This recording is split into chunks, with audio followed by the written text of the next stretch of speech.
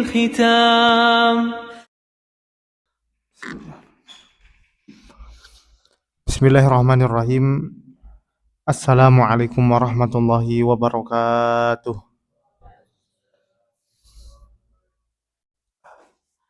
Alhamdulillahirabbil alamin. Hamdan katsiran thayyiban mubarakan fihi kama yuhibbu rabbuna wa yarda. Wa usalli wa usallimu ala nabiyil mustafa war rasulil mujtaba khairil anami wal wara wa khairi man wati athara Muhammad ibn Abdillah. Asyhadu an la ilaha illallah wahdahu la syarikalah jalla fi'ulah wa asyhadu anna sayyidana Muhammadan abduhu wa rasuluh sallallahu alaihi wa ala alihi wa ashabihi wa man tabi'ahum bi ihsanin ila yaumiddin. Amma ba'du, ikhwani fiddin rahimani wa rahimakumullah. Para hadirin jamaah sekalian yang dimuliakan Allah Subhanahu wa taala serta para santri asatidzah, insyaallah hari ini kita mulai daurah khataman. Judulnya khataman kitab Arba'in lil Imam An-Nawawi dan juga kitab Umdat Al-Ahkam yang kita baca insyaallah setiap hari sebelum asar 1 jam dan setelah asar 1 jam.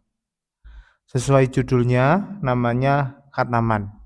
Jadi kita berusaha untuk menghatamkan 2 kitab ini kurang lebih.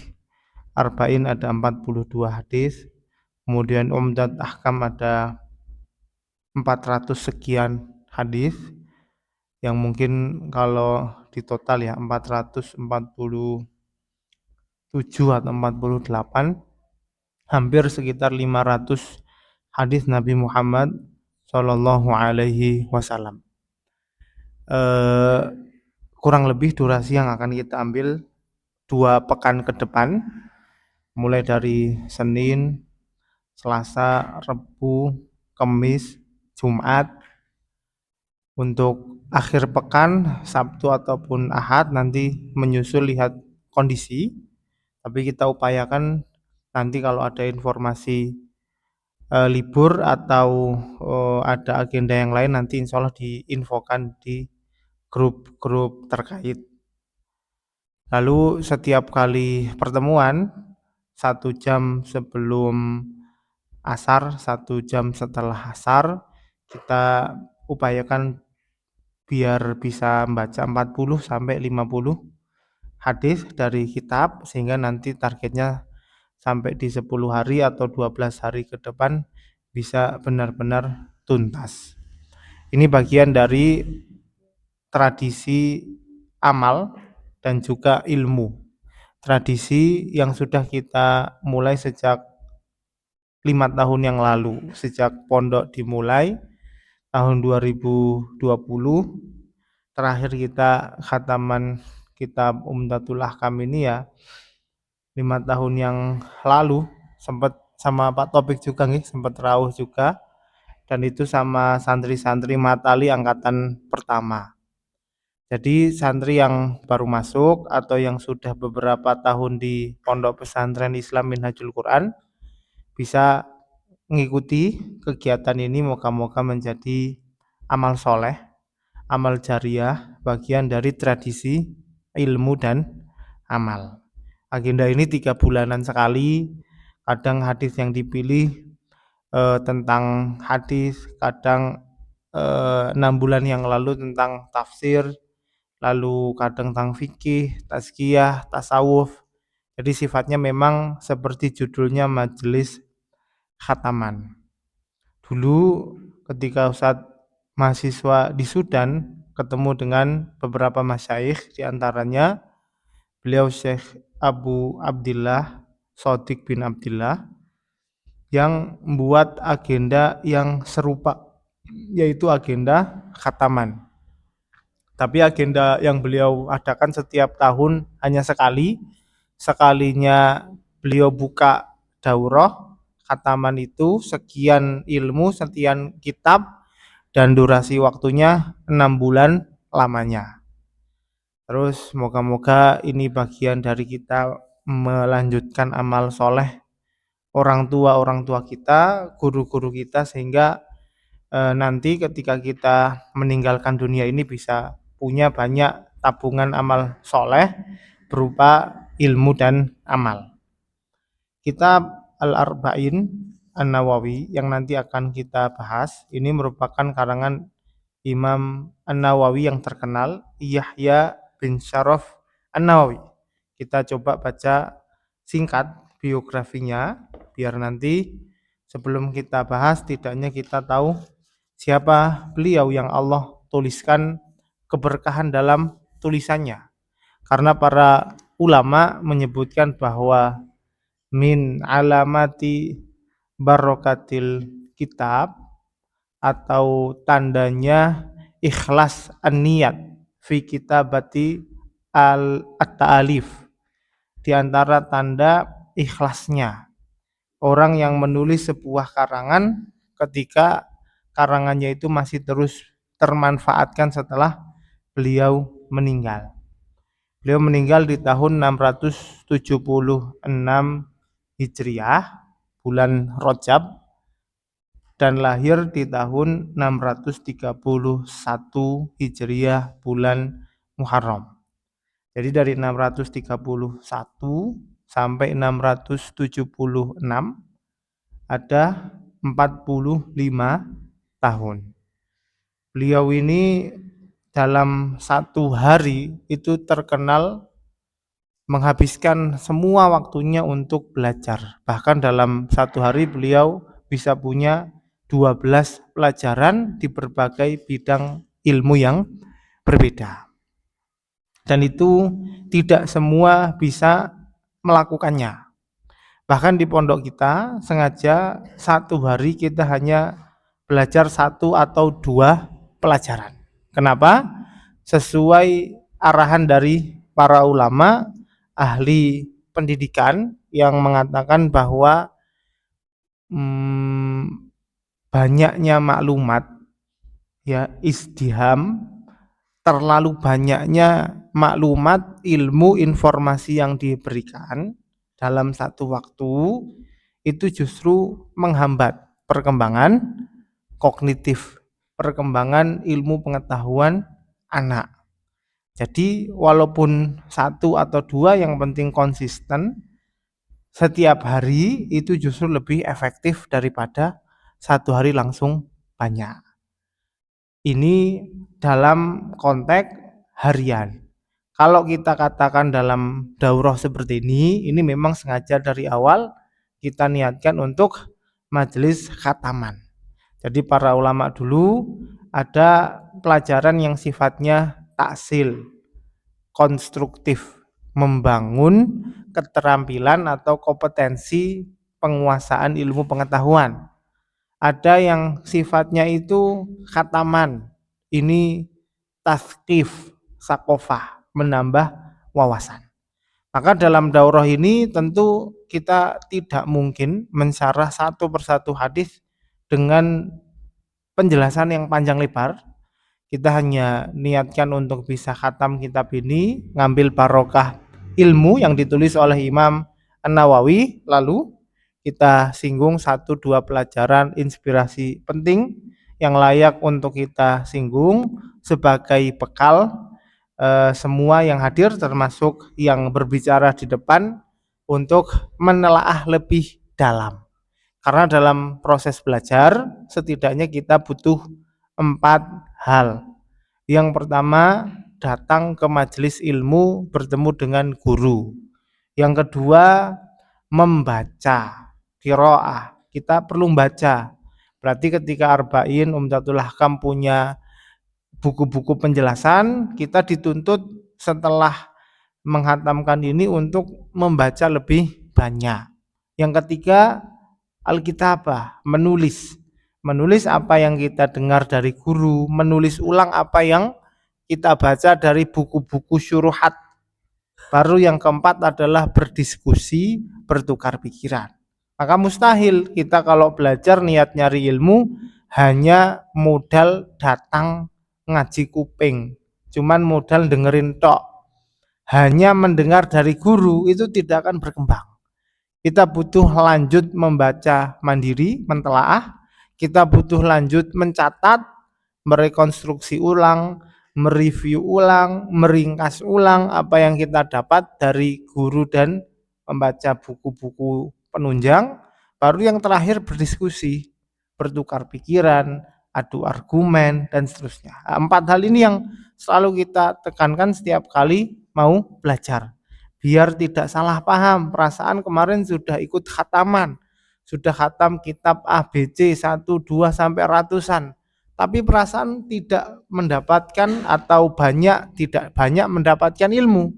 Jawabannya bisa jadi karena kita sendiri yang males, tidak mau berkembang, tidak mau inisiatif mengembangkan ilmu itu ke ranah yang lebih jauh dengan membaca, menulis ulang, dan berdiskusi. Ini yang pertama.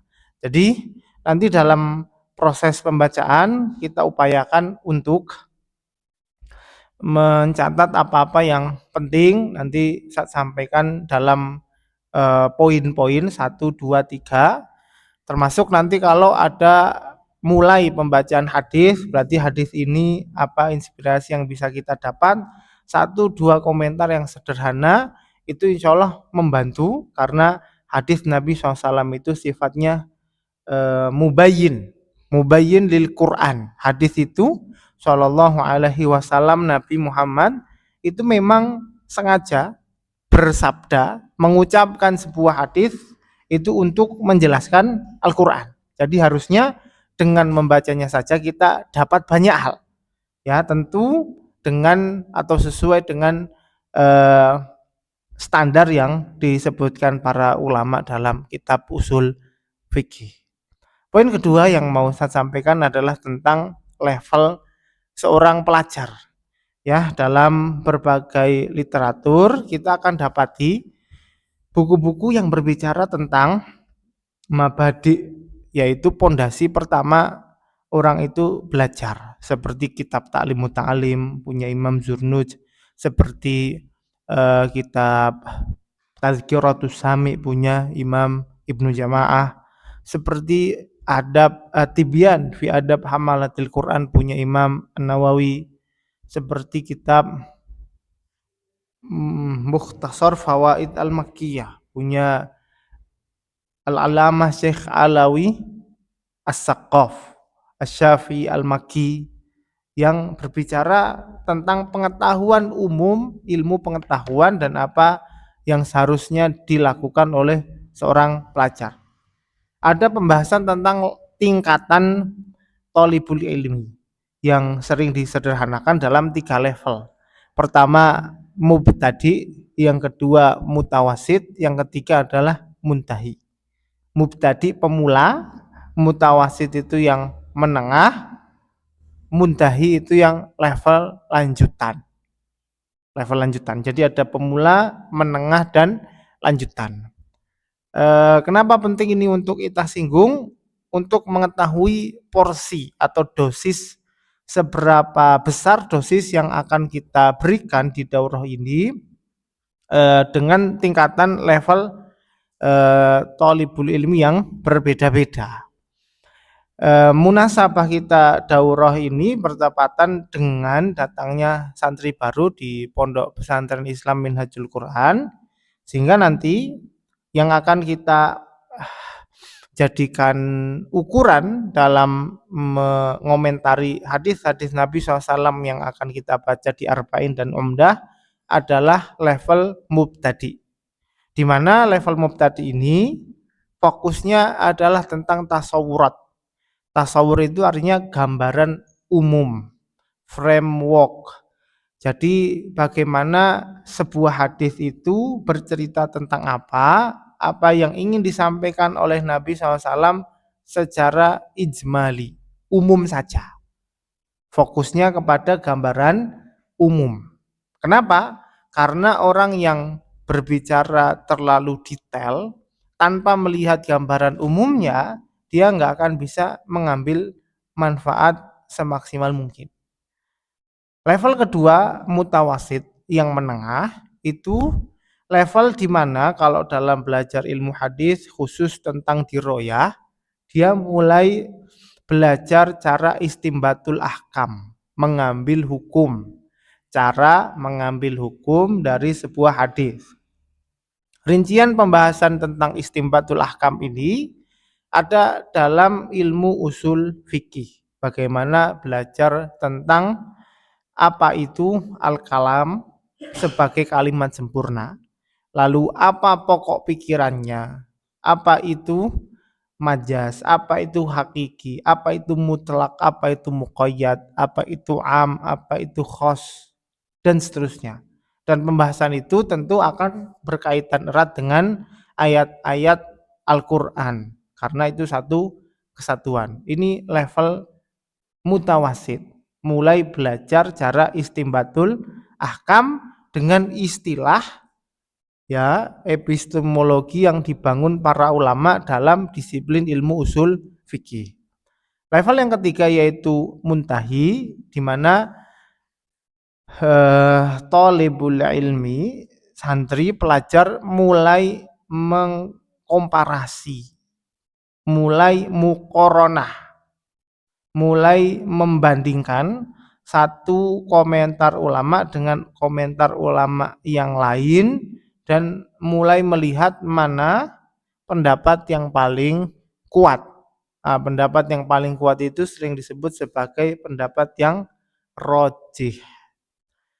Kalau kita sebagai mubtadi kemudian dalam mengkaji sebuah kitab langsung kita ajak ke level muntahi, langsung kita bilang pendapat yang rajih adalah ini, itu tidak terlalu banyak faedahnya, tidak terlalu banyak manfaatnya buat pemula. Kenapa? Jangankan untuk membandingkan, untuk memahami gambaran hadis ini secara utuh saja dia belum mampu. Kemudian untuk memahami kenapa ulama itu berpendapat makruh, kenapa ulama itu haram, kenapa ulama ini mubah, itu saja belum sampai di situ. Sehingga yang terjadi alih-alih cepat pinter malah kemudian jatuh kepada kesalahan dalam mengambil kesimpulan, justru menyalahkan para ulama. Yang benar harusnya ini haram. Kenapa ulama itu bilang makruh? Kenapa ulama itu bilangnya mubah? Pasti dia mengikuti hawa nafsunya. Akhirnya jatuh kepada su'ul adab, tidak punya akhlak kepada para ulama. Dan fenomena orang yang tidak punya sopan santun terhadap para ulama itu fenomena dari zaman dulu. Sejak ilmu ini kemudian dipelajari oleh manusia seluruh dunia. Baik. Imam Ibnu Taimiyah Syekhul Islam punya buku yang judulnya Raf'ul Malam an A'immatil A'lam, yang artinya mengangkat tuduhan dari para ulama. Jadi para ulama yang berbeda pendapat itu dituduh oleh orang-orang yang tidak punya akhlak ini, mereka sengaja menyesatkan umat. Akhirnya Syekhul Islam Ibnu Taimiyah sampai harus nulis buku untuk menjelaskan bahwa perbedaan ulama itu bagian dari rahmat Allah dan sesuai dengan konsekuensi logis dari standar epistemologi yang ditentukan ulama dalam ilmu usul fikih. Beda kepala, beda pendapat yang menimbulkan beda pandangan itu hal yang lumrah. Justru mustahil ketika satu dunia kita paksakan untuk ngikut satu pendapat. Dan ini dalam kerangka argumentasi yang sifatnya doniyat. Doniyat itu artinya memiliki sekian kemungkinan. Ada argumentasi atau data-data yang sifatnya qot'iyat, yang tidak punya arti kecuali satu. Dan arti yang tidak punya makna kecuali satu itu tidak mungkin jadi perselisihan. Artinya pokok-pokok ajaran Islam baik dalam bentuk fikih, akidah atau tazkiyah tasawuf itu muttafaq, disepakati semua ulama. Rinciannya yang nanti akan berbeda. Bahkan dalam masalah akidah pun berbeda. Bahkan dalam internal satu golongan pun berbeda. Katakanlah sama-sama Salafiyah Hambali, pengikut Imam Ahmad bin Hambal. Ketika bicara tentang ma farrattu fi jambillah, al-jambu dalam bahasa Arab itu kemudian diperselisihkan apakah al-jambu ini sifat milik Allah atau dia hanya keterangan biasa, dan itu lumrah dari zaman sahabat ridwanullah alaihim. Dalam rincian permasalahan akidah mereka pun ada perbedaan pendapat. Memaksakan semua orang untuk satu pendapat, bahkan dalam detail rincian yang di dalamnya Allah persilahkan kita berbeda pendapat, itu melawan sunnatullah dan tidak masuk akal. Dan untuk menjaga ukhuwah Islamiyah, ternyata kita tidak harus selalu sama, berbeda pun tidak mengapa. Dari perbedaan itu justru kita bisa saling belajar menghargai toleransi, saling bisa mengambil manfaat. Cukup itu sebagai pendahuluan. Masuk kita ke hadis Al-Arba'in. Ada naskah yang sering dipakai cetakan Darul Minhaj ya, yang kemudian perlu saya kirim ke grup. Bentar. Nanti di dalamnya ada muqaddimah dari penulis, lalu ada 42 hadis, lalu ada penutup berupa definisi dari kata-kata yang rumit. Ada sebagian matan yang hanya mencantumkan hadisnya saja. Ada yang menyebutkan muqaddimahnya. Ada yang tidak menyebutkan muqaddimah dan penutup, macam-macam. Jadi nanti kita pakai rujukan cetakan Darul Minhaj.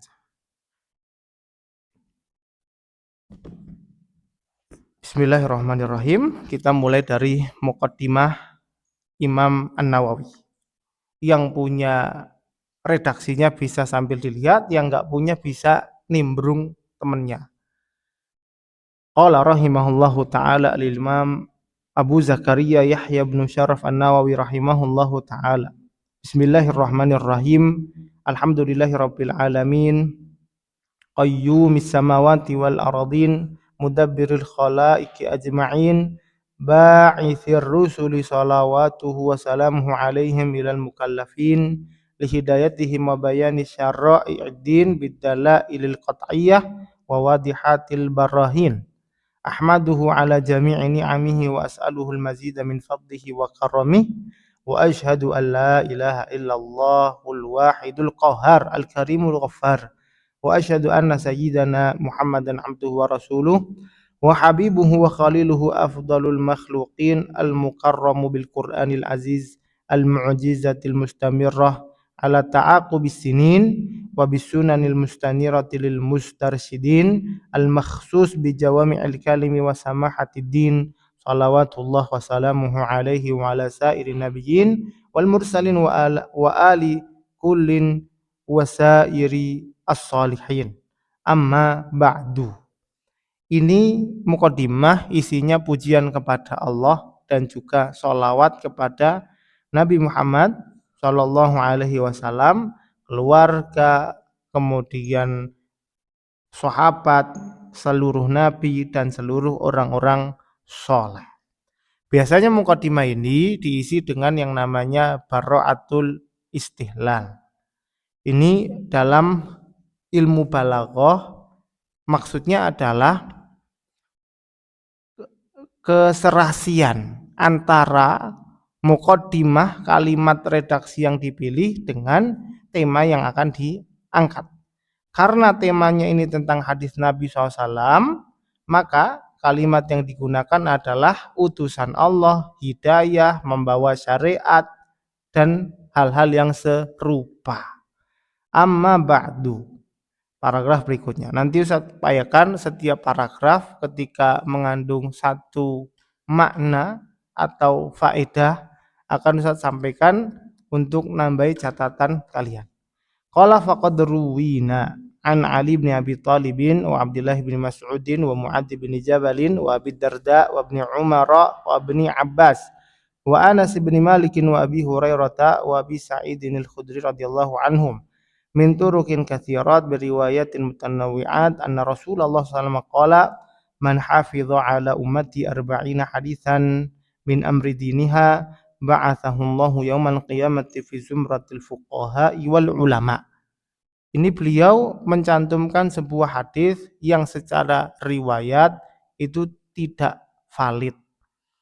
Dalam ilmu mustalah atau standar penulisan riwayat hadis ada istilahnya sahih dhaif, ada istilahnya hasan, ada istilahnya marfu', kemudian mauquf, maqtu'. Istilah-istilah itu bagian dari epistemologi Islam. Bagaimana Islam itu kerangka ilmunya sudah dibentuk oleh para ulama agar tidak salah paham dalam memahami Quran atau hadis Nabi Muhammad Shallallahu Alaihi Wasallam. Ada istilahnya riwayat, ada istilahnya diroyat. Ini butuh kalian catat. Ilmu riwayat dan ilmu diroyat. Dalam ilmu hadis, riwayat itu artinya ketersambungan antara kita dengan Nabi Muhammad Shallallahu Alaihi Wasallam lewat para rawi, orang yang meriwayatkan. Zaman dulu para sahabat, tabi'in, tabi'ut tabi'in mendokumentasikan hadis itu dengan tujuan agar tidak hilang. Jadi dicatat biar tidak hilang sepeninggal Nabi Muhammad Shallallahu Alaihi Wasallam. Masuk zaman kutub hadis, mulai dari musannaf, muwatta, musnad, sunan sampai sahih Bukhari, sahih Muslim, itu macam-macam kitab hadis. Ada kitab hadis yang isinya semua riwayat, ada perkataan Nabi, perkataan sahabat, perkataan tabi'in, tabi'ut tabi'in, disebut musannaf. Musannaf Abdul Razak, musannaf Ibnu Abi Syaibah. Muncul berikutnya kitab muwatta'at. Muwatta'at itu seperti muwatta' Imam Malik, isinya hadis-hadis Nabi SAW berbicara tentang hukum fikih ditambah dengan fatwa penulisnya. Generasi berikutnya muncul musnadat, yang paling terkenal musnad Imam Ahmad bin Hambal yang beliau cerita tuftud dunya marrataini li jam'il musnad. Zaman itu beliau keliling dunia 2 kali untuk mengumpulkan semua hadis untuk nulis musnad. Musnad itu disusun berdasarkan nama-nama sahabat yang ngapal hadis itu. Ada yang disusun sesuai huruf hijaiyah, alif bata, ada yang disusun sesuai fadilah. Jadi sahabat paling mulia Abu Bakar. Jadi bab pertama musnadnya Abu Bakar, As-Siddiq dan seterusnya. Setelah musannaf, muwatta, musnad, muncul kitab-kitab sunan. Kitab-kitab sunan itu kitab-kitab yang mulai menyaring, yang awalnya itu tercampur dengan fatwa, dipisah hanya hadis Nabi Shallallahu Alaihi Wasallam saja. Setelah itu muncul era penulisan kitab sahih, yang paling terkenal Sahih Bukhari dan Sahih Imam Muslim, yang hanya menulis hadis yang sahih sesuai dengan standar para ulama ahli hadis. Jadi ini semua kan ada fasenya. Fase semua ini yang nanti kita kenal dengan kutub sitah atau kutub tis'ah, tamam?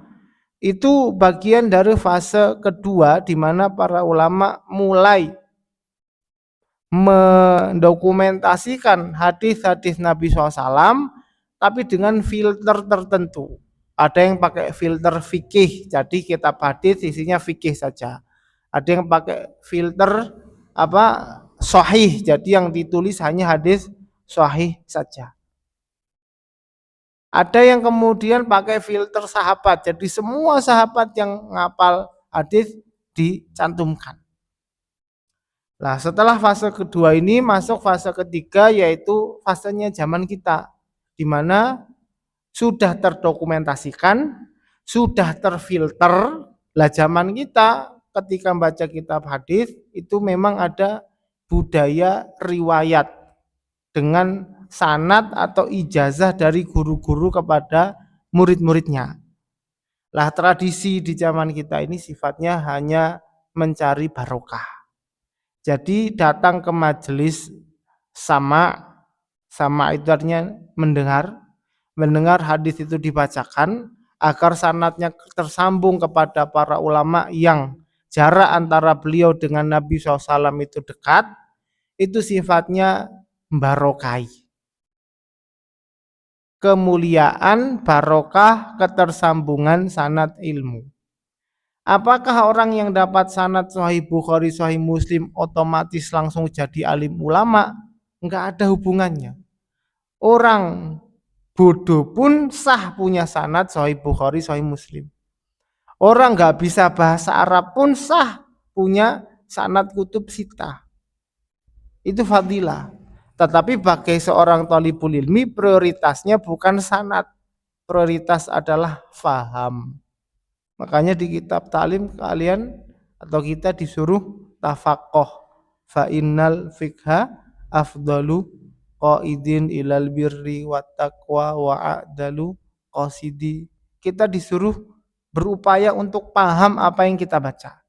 Lah untuk paham itu enggak cukup sehari 2 hari, sebulan 2 bulan. Tahunan seumur hidup. Tahunan seumur hidup. Mungkin daurah ini kita ngatamin kitab Arba'in dan Umdah 2 minggu. Tapi untuk paham 100% bisa jadi sampai kita habis umurnya. Enggak benar-benar 100% paham apa isinya. Dan upaya setiap hari belajar, setiap hari paham, itulah fadilahnya orang belajar. Setiap hari memang capek, setiap hari berupaya dapat ilmu baru. Hadis yang beliau sebutkan ini sebenarnya secara riwayat itu tidak kuat, maksudnya tidak sahih, tapi maknanya benar, maknanya tidak melanggar syariat. Bunyinya apa? Barang siapa yang menghafalkan kepada umatku 40 hadis tentang perkara agama, Allah bangkitkan hari kiamat di dalam kelompok para fuqaha dan ulama. Hadis ini beliau sebutkan termasuk nanti ada ayat dan juga hadis sahih tentang dakwah, mengajarkan ilmu ya sebagai landasan beliau menulis hadis arba'in. Qala wa fi riwayatin ba'athahu Allahu faqihan aliman.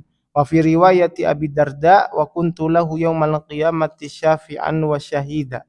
Wa fi riwayati Ibni Mas'ud qila lahu udkhul min ayyi abwabil jannati syi'ta. Wa fi riwayat Ibni Umar kutiba fi zumratil ulama wa husyira fi zumratis syuhada. Ini bagi santri baru yang belum terbiasa membaca Arab butuh diartikan satu persatu. Tapi karena ini majelisnya kita hataman, jadi dinikmati saja. Dibiasakan saja mendengar Arab. Nanti sambil pelan-pelan setiap paragraf Ustadz sampaikan, oh ini maksudnya apa.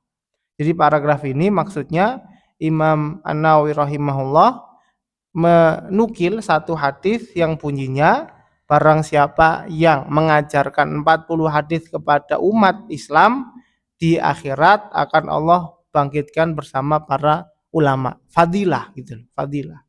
Walaupun secara riwayat sanadnya dipermasalahkan. Wattafaqal hufat ala annahu haditsun dhaifun wa in kathurat turuquhu. Para ahli hadis sepakat hadis ini dhaif, tidak valid dikatakan oleh Nabi sallallahu alaihi wasallam. Waqad sannafal ulama radhiyallahu anhum fi hadzal babi ma la yuhsam minal musannafat. Banyak para ulama yang mengarang hadis arba'in yang bahkan tidak bisa dihitung saking banyaknya. Dari sini kita dapat satu inspirasi bahwa para ulama itu tahu hadis sahih dan hadis dhaif. Dan para ulama walau mereka tahu ada yang sahih, ada yang dhaif, mereka tidak hanya mengamalkan yang sahih, tapi bahkan yang dhaif mereka amalkan selama tidak bertentangan dengan yang sahih. Kayak misalkan ayat dan hadis yang nyuruh kita ngajarkan ilmu itu kan banyak sekali, banyak sekali. Tapi spesifik hadis yang bicara tentang 40 hadis itu kan dhaif gitu loh. Artinya ini tidak bertentangan dengan anjuran untuk mengajarkan ilmu. Karena tidak bertentangan walaupun dhaif diamalkan bahkan dipraktekkan. Yang mempraktekkan siapa? Ya cukup Arba'in Nawawi yang kita baca ini sebagai bentuk praktek beliau terhadap hadis dhaif.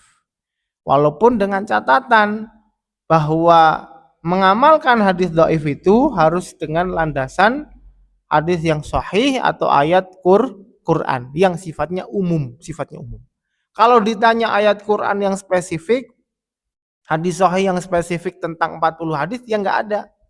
Cuman kalau anjuran umum tentang menyampaikan ilmu ya banyak sekali.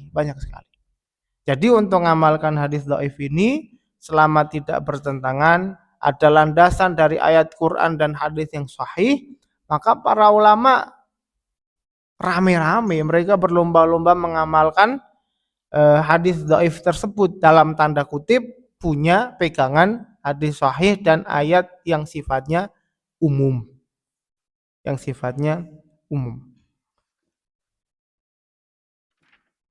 Qala fa awwalu man alimtuhu sannafa fihi Abdullah bin Mubarak. Kata Imam Nawawi, setahu saya yang pertama kali nulis tentang arba'in adalah Imam Abdullah bin Mubarak, ulama mujahid orang kaya. Thumma Muhammad bin Aslam At-Tusi al-Alimur Rabbani, thumma Al-Hasan bin Sufyan An-Nasa'i wa Abu Bakar Al-Ajurri wa Abu Bakar Muhammad bin Ibrahim Al-Asfahani wa Daruqutni wal Hakim wa Abu Nuaim wa Abu Abdurrahman As-Sulami wa Abu Sa'id Al-Malini wa Abu Uthman As-Sabuni wa Abdullah Muhammad Al-Ansari wa Abu Bakar Al-Baihaqi wa khalaiqu la yuhsawna minal mutaqaddimina wal mutaakhirin. Dan banyak sekali ulama yang tidak terhitung, baik ulama klasik maupun yang kontemporer di zaman Imam Nawawi yang hidup di abad ke-7. Sampai hari ini ya, terakhir ahli hadis yang saya temui nulis arba'in Syekh Muhammad Wa'il Al-Hambali yang nulis tentang 40 hadis kalau nggak salah tentang mazhab Hanafi. Dan sampai hari kiamat akan terus muncul para ulama yang menulis arba'in tentang 40 hadis. Wa qad istakhartullaha ta'ala fi jam'i arba'ina hadisan. Saya sudah istikharah untuk mengumpulkan 40 hadis. Iktidaan biha ula'il a'immatil alam, mengikuti teladan para ulama dulu wa hufadzil Islam. Maka ittafaqal ulama ala jawazil amali bil hadits dhaif fi fadailil a'mal. Dan para ulama sepakat boleh beramal dengan hadis dhaif dalam fadilah amal. Imam Ibnu Hajar di Syarah Nukhbatul Fikr Nuzhat Nadhar nyebutin 4 syarat kalau nggak salah tentang beramal dengan hadis dhaif.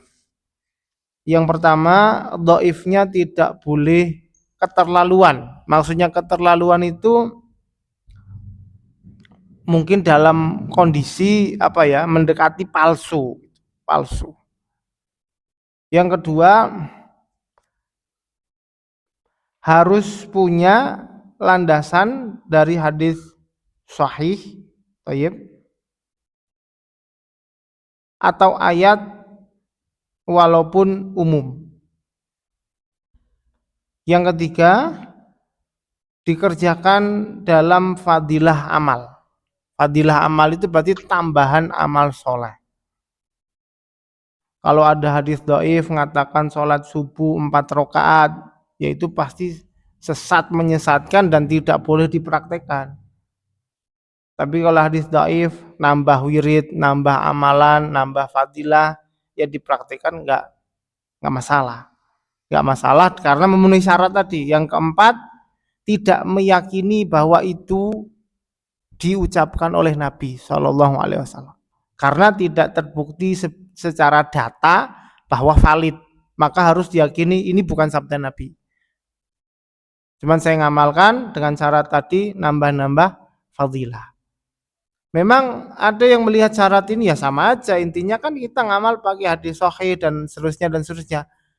Eh, Tidak sama, ada sedikit perbedaan di mana para ulama tetap mengakomodir hadis-hadis dhaif itu ya dengan tetap mengupayakan agar tidak keluar batas gitu. Lah batasan itu yang mereka membuat mereka para ulama membuat syarat-syarat ini sehingga orang itu tetap bisa benar dalam beramal. Dan itu kan upaya enggak gampang. Enggak gampang. Qala wa ma'a hadza falaysa i'timadi ala hadzal hadis. Kata Imam An-Nawawi, walaupun boleh mengamalkan hadis dhaif, landasan saya nulis arba'in bukan karena hadis dhaif tadi, bal ala qaulihi sallallahu alaihi wasallam fil ahadits as-sahihah liyuballighu syahid minkumul ghaib. Yang tahu ilmu wajib menyampaikan yang tidak tahu, yang hadir menyampaikan yang tidak hadir. Hari ini kan ada teman kalian yang izin kan, katanya sakit. Ustadz menyayangkan kenapa izinnya waktu kita mau khataman. Kalau bukan karena udzur sakit, nggak akan Ustadz izinkan. Tapi karena ada kebutuhan ya kita nggak bisa maksa. Tapi mental untuk bisa terus belajar walaupun kondisinya tidak begitu ideal, ya tidak fit, tapi maksakan untuk bisa belajar itu mental yang bagus. Para ulama dulu belajar dalam kondisi yang sangat-sangat tidak ideal. Maksudnya kalau nunggu kita sehat walafiat terus, nunggu kita mapan semapan-mapannya ekonominya, nunggu kita berkeluarga, beranak pinak, yuk sampai kapan kita akan terus tidak belajar?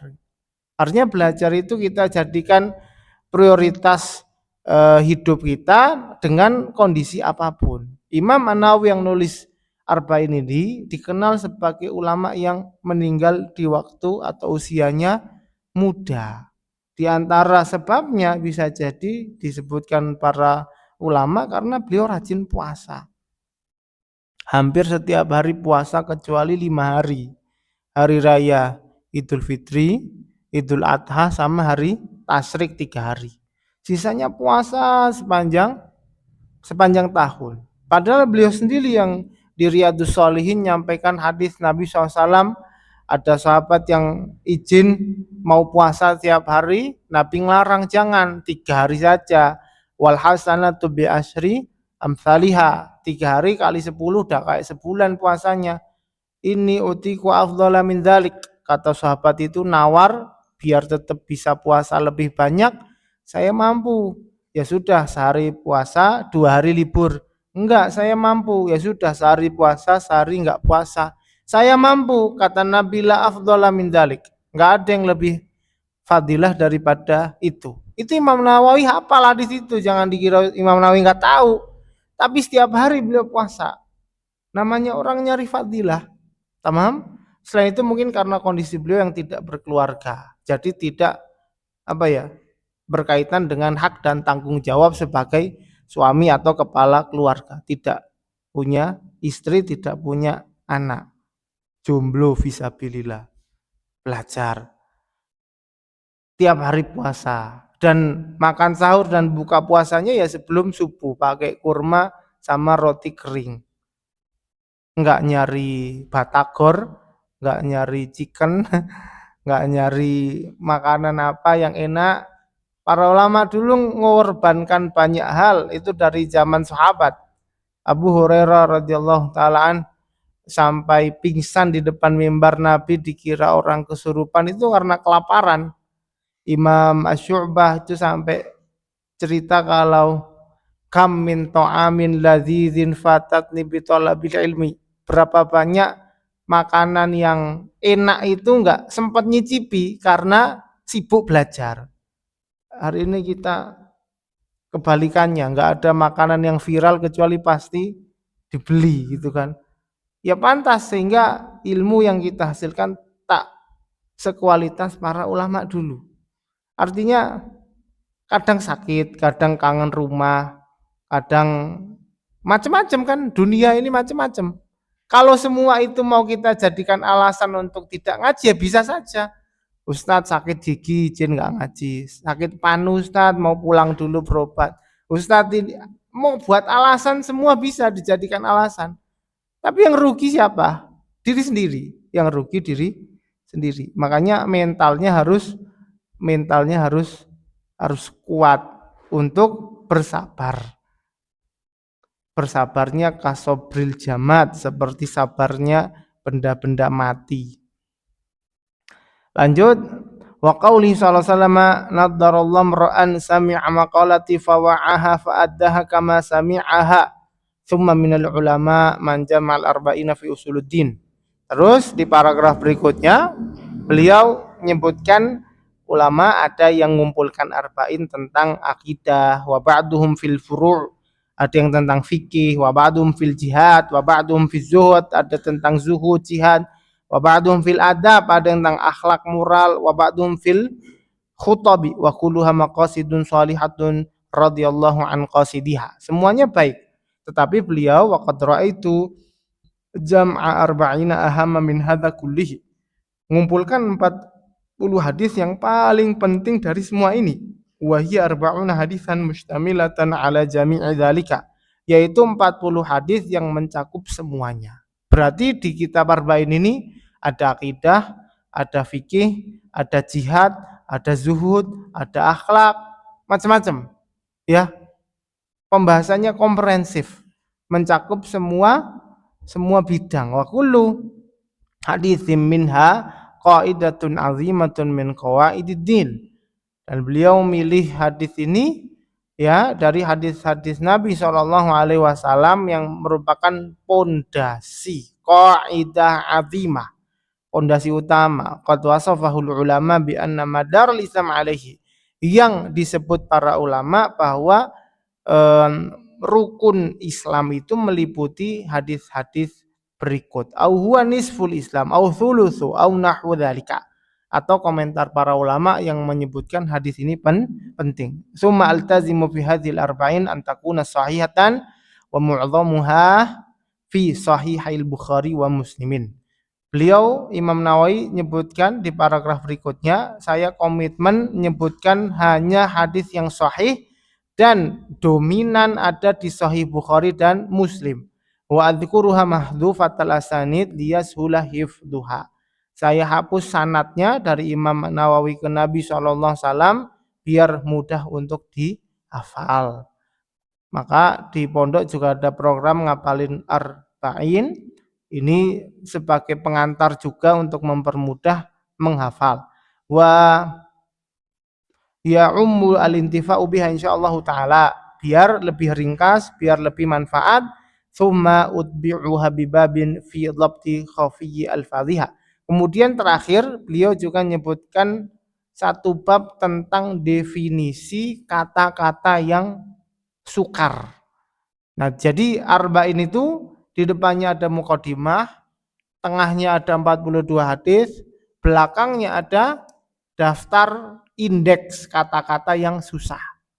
Seperti cetakan yang saya kirim di grup Darul Minhaj. Berarti kalian kalau mau beli kitab matan arba'in yang standar, beli yang cetakan itu. Yang ada semuanya. Wa yambaghi likulli raghibin fil akhirati an ya'rif hadhil hadits. Dan selayaknya semua orang yang iman kepada hari akhir tahu hadis-hadis 40 ini. Limashtamalat alaihi minal muhimmat, karena di dalamnya ada banyak sekali ajaran yang penting. Wahtawat alaihi minat tanbihi ala jami' ta'at, dan juga anjuran untuk berbagai macam ketaatan. Wadzalika dhahirun liman tadabbarahu, tampak jelas sekali. Wa 'alallahi timadi, saya bersandar hanya kepada Allah, wa ilaihi taufiqi wastinadi, walhamdu ni'mah wa bihi taufiq wal ismah. Ini muqaddimah. Jadi siang ini kita sudah ngambil apa? Muqaddimah untuk daurah, tamam. Yang tadi isinya mental kita belajar yang ada 4 tadi, ngaji sama guru, membaca, menulis dan berdiskusi. Lalu tadi kita nyinggung tentang level orang yang belajar, pemula, menengah dan lanjutan. Masing-masing tingkatan itu punya dosis ilmu yang berbeda. Oh iya. Terus saya nyampaikan bahwa di daurah ini karena munasabah santri baru, kita hanya fokus ke level pemula. Jadi kita baca saja, terus intinya apa, gambaran umumnya apa. Tidak kemudian detail menyebutkan referensi, kasus-kasus yang rumit-rumit, enggak. Hanya menyinggung hal-hal sederhana yang bisa kita jadikan panduan, seperti janji beliau apa? Muhimmatuddin, perkara-perkara pokok inti yang diajarkan oleh agama Islam. Alaihi madarul Islam, artinya Islam itu secara umum memerintahkan apa, melarang apa dalam hadis-hadis ini. Baik, seperti itu. Kita masuk ke hadis pertama kalau masih ada waktu sebentar.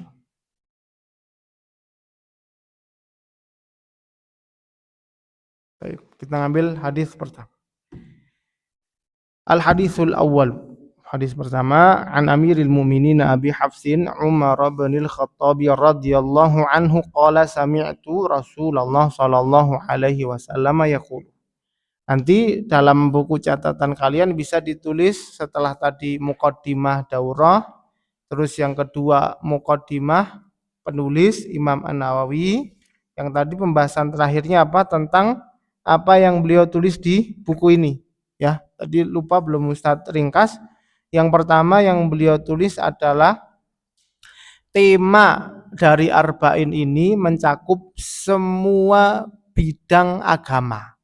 Ya akidah, ya fikih, ya zuhud, akhlak, ya jihad, semuanya disinggung di Arba'in yang ringkas ini. Yang kedua, di Arba'in ini beliau berupaya untuk hanya menyebutkan yang sahih. Hanya menyebutkan yang sahih dan dominan rujukannya ada di Sahih Bukhari dan Muslim. Baik. Yang ketiga, selayaknya Arba'in ini untuk diketahui oleh seorang muslim, dipelajari, dihafalkan. Kenapa? Karena isinya pelajaran utama tentang agama Islam. Jadi kayak gimana ya, kita ngaku cinta Nabi SAW, ini bulan Mulud Rabiul Awal, 17 Agustus juga bulan Rabiul Awal, jadi bertepatan, banyak yang merayakan kemerdekaan, banyak yang kemudian merayakan maulidan, dan kita di pondok ngambil momentum ini untuk khataman hadis, kitab-kitab hadis yang ditulis oleh para ulama sebagai bentuk kita menjaga tradisi ilmu dan amal, karena dengan ilmu dan amal itu negara kita merdeka, karena ilmu dan amal itu juga kemerdekaan negara kita pertahankan. Selain itu, momen Mulud juga Rabiul Awal ini kita isi dengan khataman kitab hadis sebagai bentuk kita cinta kepada Nabi Muhammad Shallallahu Alaihi Wasallam dengan mempelajari apa yang beliau perintahkan untuk nanti kedepannya kita laksanakan perintahnya, meninggalkan larangannya. Wa ma yantiqu 'anil hawa in huwa illa wahyu yuha. Kita ambil satu hadis sebelum nanti kita sholat asar. Yaqulu innamal a'malu binniyat. Nabi SAW bersabda, sesungguhnya amal seseorang itu hanya tergantung pada niatnya. Maksudnya diterimanya, sahnya amal itu tergantung niat. Wa innama likulli imri'in manawa. Setiap orang tergantung niatnya. Kenapa niat ini penting? Karena tujuannya atau fungsinya ada dua. Ini disebutkan Imam Nawawi di Syarah Arba'innya sendiri. Syarahnya banyak, di antaranya Imam An-Nawawi rahimahullah juga menyarahnya sendiri. Tamam. Beliau menyebutkan niat ini fungsinya untuk membedakan level ibadah. Yang kedua, niat ini untuk membedakan tradisi dan juga ibadah. Likulli mri'in manawa, semua orang tergantung pada niatnya. Ini untuk amalan-amalan yang sifatnya mubah, tergantung niatnya. Kalau amalan-amalan yang mustahab atau justru maktubah wajib, maka niat itu menyesuaikan hukum amalannya. Kalau sholat wajib ya hukum niat ya wajib. Kalau perkara-perkara maksiat yang makruh ataupun yang haram, ya niat di dalamnya ngikuti hukum amalannya. Orang niat mau maling ya haram, masuk niat mau maksiat. Niat mau melakukan hal yang makruh ya nggak boleh karena dilarang. Artinya semua orang tergantung niatnya, itu bukan berarti dengan niat bisa menghalalkan yang haram, bukan itu. Maksudnya apa? Maksudnya dalam perkara mubah, orang itu bisa merubah kebiasaannya menjadi ibadah. Dan itu kan istimewa. Tidurnya kita yang mubah dengan niat bisa bernilai ibadah. Makannya kita yang asalnya mubah, kalau kita niatkan bisa bernilai ibadah. Jadinya makin banyak nilai pahala ibadah. Faman kanat hijratuhu ilallahi wa rasulih. Barang siapa yang niat dan tujuannya kepada Allah dan Rasulnya. Fahijratuhu ilallahi wa rasulihi. Maka pahalanya tentu akan Allah catat kepada Allah dan Rasulnya. Wa man kanat hijratuhu lidunya yusibuha. Yang hijrah untuk mendapatkan dunia, aw imra'atin yankihuha, atau menikahi perempuan, fa hijratuhu ila ma hajara ilaihi, hijrahnya sesuai niatnya. Ada asbabul wurud, istilahnya kalau hadis asbabul wurud, kalau Quran ada asbabu an-nuzul. Asbabul wurud, sebab terjadinya atau diucapkannya hadis ini. Di antaranya yang disebutkan para ulama adalah muhajir Ummu Qais. Ketika Nabi SAW berhijrah, ada laki-laki yang ikut dan kemudian ada indikasi atau terbukti bahwa hijrahnya hanya syarat dari perempuan calon istrinya, kalau menikahiku maka ikut berhijrah. Di situ nggak boleh. Pembahasan yang sering kali disinggung adalah apa hukumnya orang yang beribadah tapi dia juga niat mendapatkan dunia. Misalkan berangkat haji, umroh, niat ibadah, tapi juga pengen ketika haji dan umroh karena itu ketemu banyak orang, pengen sekalian dagang, pengen sekalian mencari penghasilan. Jawabannya boleh jika niatnya itu landasannya untuk ibadah, lalu niat yang lain itu ngikut. Kalau niat dari awal dasarnya itu untuk dunia, tapi perilakunya ibadah, tentu ibadahnya tidak diterima. Itu sesederhana ketika kita belajar fikih. Ketika fikih ngajarkan dalam mazhab Syafi'i sholat, berarti niat sholat zuhur, niat sholat asar. Jangankan orang niat nggak sholat ya, ketika sholat itu dia niat dunia, biar dipuji.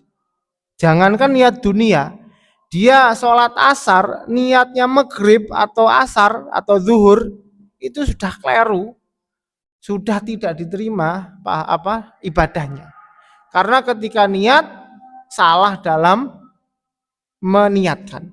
Apalagi kalau niat landasannya itu untuk dunia. Mardudah kata para ulama, amalannya ditolak.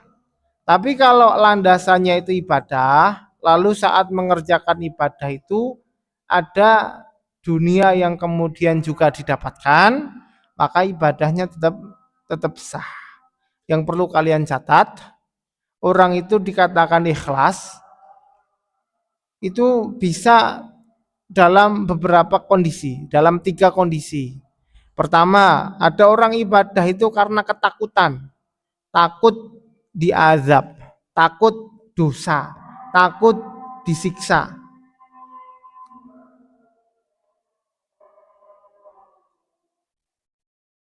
Yang kedua, orang yang kemudian berharap, ada orang yang ibadah berharap pahala, berharap surga, berharap fadilah, misalkan amalan tertentu, di surganya dapat balasan tertentu. Yang ketiga, orang yang beribadah karena tahu malu dengan Allah Subhanahu wa taala dan melihat dirinya penuh kekurangan dalam mengerjakan ibadah. Itu seperti sabda Nabi SAW ketika ditanya Ibunda Aisyah radhiyallahu taala anha, kenapa panjenengan masih mau sholat malam, kakinya sampai pecah-pecah, padahal sudah diampuni dosa yang telah lalu dan yang akan datang. Kata Nabi SAW, afala akunu abdan syakura. Nah, ini level tertinggi, orang yang beribadah bukan karena takut di dosa, bukan karena pengen pahala, tapi karena melihat ibadah itu kebutuhan. Sudah selayaknya manusia yang diberikan Allah sekian banyak anugerah itu bersyukur dalam bentuk ibadah, yang ibadahnya saja itu kadang ora genep gitu, enggak 100%. Kadang ibadah sambil ngantuk, kadang ibadah sambil ngalamun, kadang ibadah gimana-gimana. Itu kan semua kekurangan. Itu yang dicontohkan oleh Nabi SAW, bersyukur dengan cara beribadah. Walaupun demikian, orang yang beribadah karena takut disiksa atau mengharap pahala, surga, balasan tertentu, mereka semua tetap disebut ikhlas. Karena semuanya lillahi ta'ala. Cuman bedanya yang takut dengan siksa atau mengharap pahala itu sebagai tanda bahwa Allah ridho. Tanda nih Allah ridho kan dibebaskan dari siksa. Tandanya Allah ridho diberikan surga. Jadi beribadah bukan karena selamat dari nerakanya, bukan karena dimasukkan surganya, tapi sebenarnya karena Allah lillahi ta'ala, cuman selamat dari neraka dan masuk surga itu bukti bahwa Allah ridho. Dan itu tidak masalah, itu tetap ikhlas. Hanya saja kita dicontohkan uswatun hasanah agar beribadah sebagai orang-orang merdeka, sebagai bentuk rasa syukur kita kepada Allah Subhanahu wa taala. Semoga bermanfaat. Naqif huna wa nastamir ba'da salatil asri biidznillah taala. Subhanakallah bihamdika asyhadu an la ilaha illa anta astaghfiruka wa atubu ilaik. Assalamualaikum warahmatullahi wabarakatuh.